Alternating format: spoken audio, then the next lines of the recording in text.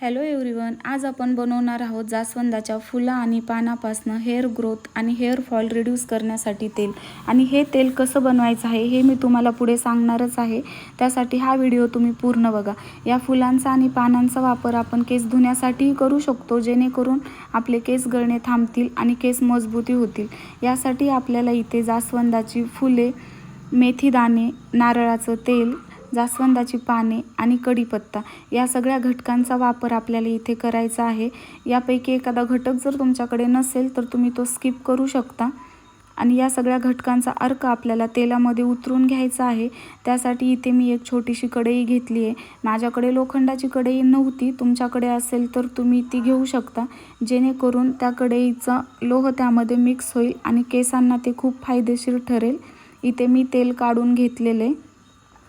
Medium फ्लेमवरती आपल्याला gas ठेवायचा आहे. त्यामध्ये मी जास्वंदाची पाने, कढीपत्ता टाकून घेतला आहे. त्यानंतर इथे मी मेथी दाणे टाकते आहे.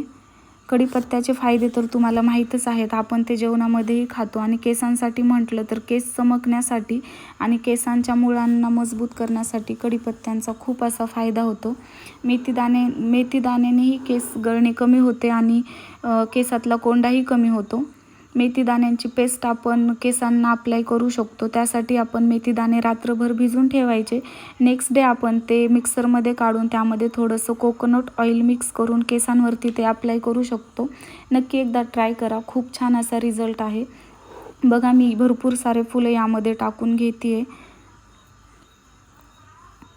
जास्वंदाच्या फुलांचा फायदा फक्त केसांसाठी नाही तर स्किनसाठी म्हणा, आपल्या शरीरासाठी म्हणा, खूप असे फायदेशीर आहे. कारण यामध्ये व्हिटॅमिन सी आणि इतर पोषक तत्वांचा समावेश आहे. यामुळे केसांची वाढ होते. जास्वंदीचे तेल हे केसांसाठी टॉनिक म्हणून काम करते. त्यासोबतच याचा वापर आपण कंडिशनर म्हणूनही करू शकतो. तुम्ही बघू शकता इथे फुलांचा कलर चेंज झालेला आहे आणि तेलाचाही कलर चेंज होतोय, म्हणजेच याचा अर्क यामध्ये उतरत आहे. हे बघा, तेलाचा कलर चेंज झालेला आहे. मीडियम फ्लेमवरती गॅस ठेवायचा आहे. हळूहळू आपण गॅस थोडासा मोठा करू शकतो आणि असा कलर येईपर्यंत आपल्याला हे बॉईल करून घ्यायचं आहे.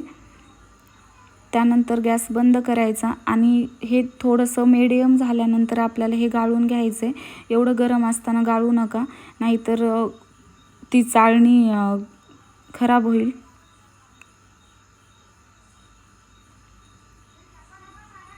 हे बघा, इथे मी गाळून घेते आहे.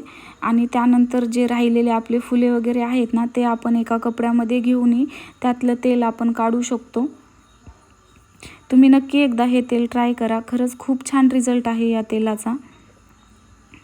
हे बघा, अशी झाली आहे माझी गाळणी. तुम्ही ते थोडंसं मीडियम झाल्यानंतर गाळून घ्या. आणि इथे तेल माझं तयार आहे.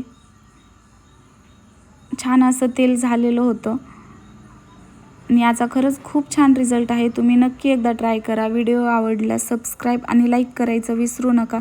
Thank you for watching. बाय.